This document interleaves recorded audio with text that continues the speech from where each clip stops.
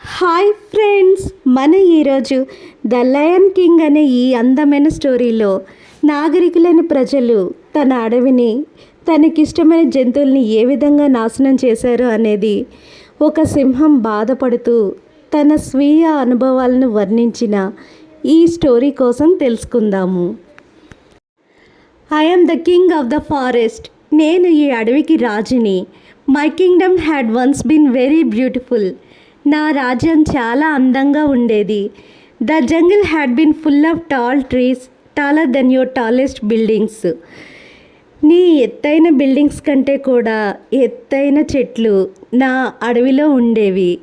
Well, not only tall trees, they had been climbers, bushes, shrubs and grass too. ఎత్తైన చెట్లే కాదు, పాకే తీగలు, పొదలు, గడ్డి కూడా ఉండేది. The forest looked beautiful with water springs, pools, hills, valleys and many wonderful sceneries.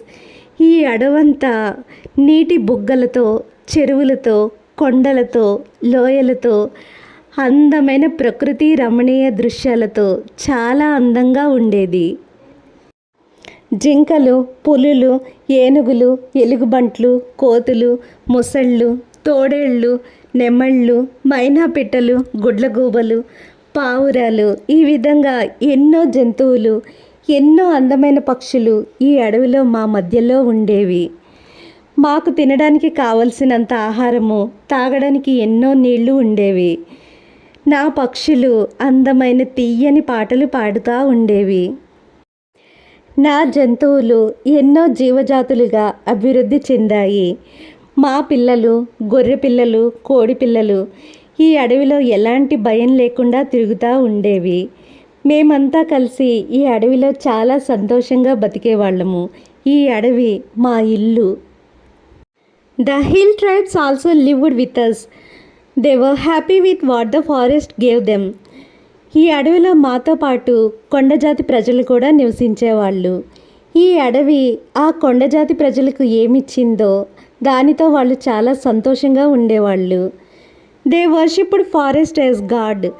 ఈ అడవిని ఆ కొండజాతి వాళ్ళు దేవతగా భావించి పూజించేవాళ్ళు. They enjoyed the touch of the earth, the smell of the air and the taste of the freshness. ఈ భూమాత యొక్క స్పర్శను, ఈ గాలి యొక్క సువాసనను, గాలి యొక్క ఫ్రెష్నెస్ని వాళ్ళు చాలా సంతోషంగా అనుభవించేవాళ్ళు. అన్నిటికీ మించి ఈ అడవిని, ఈ అడవిలో నివసిస్తున్న మా జంతువుల యొక్క స్వేచ్ఛను వాళ్ళు చాలా గౌరవించేవాళ్ళు. కానీ ఇప్పుడు మా సంతోషం, మా అడవి అంతా మారిపోయింది. నాగరికులైన ప్రజలు మా అడవిలోనికి మీరు వచ్చారు. మీరు మా అడవిలోనికి రావడం నేను చాలా గర్వంగా భావించాను.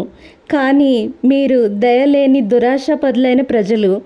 మీరు మా అడవిలోని చెట్లన్నీ నరికివేసి మా జంతువుల్ని మాంసం కోసం, చర్మం కోసం, దంతాల కోసం, పంజాల కోసం, గోళ్ళ కోసం నిర్దాక్షిణ్యంగా చంపేశారు. నా ప్రజలైన నా జంతువులన్నీ మీ వల్ల చనిపోయాయి. జంతువుల సంఖ్య తగ్గిపోయింది. ఈ అడవిలో ఉన్న చెట్లన్నీ మీ చేత నరకబడి ఈ అడవంతా నిర్మానుష్యంగా మారిపోయింది. Hunters and smugglers attacked my kingdom again and again. వేటగాళ్ళు, అక్రమ రవాణా చేసేవాళ్ళు నా రాజ్యమైన ఈ అడవి మీద దాడులు చేస్తూనే ఉన్నారు, మరల చేస్తూనే ఉన్నారు. You either killed or captured my animals and birds. మీరు నా జంతువుల్ని, అందమైన నా పక్షులన్నిటినీ చంపేశారు. You robbed our resources. అడవికి సంబంధించిన సహజ వనరులన్నిటినీ దోచేశారు. You are మెర్సీలెస్. మీరు దయాదాక్షిణ్యం లేనివారు. You destroyed the forest inspired of it's benefits. మీరు అడవి నుంచి పొందే ప్రయోజనాలను పొందకుండా మొత్తం అడవినే నాశనం చేసేశారు. Even now I am the king, but what has become to my kingdom and my subjects.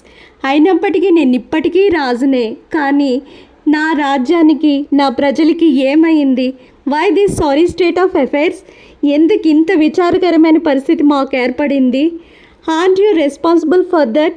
Aunt you? నువ్వు కాదా ఈ పరిస్థితికి కారణం? మీరు కాదా నాగరికులైన ప్రజలారా? Thank you friends.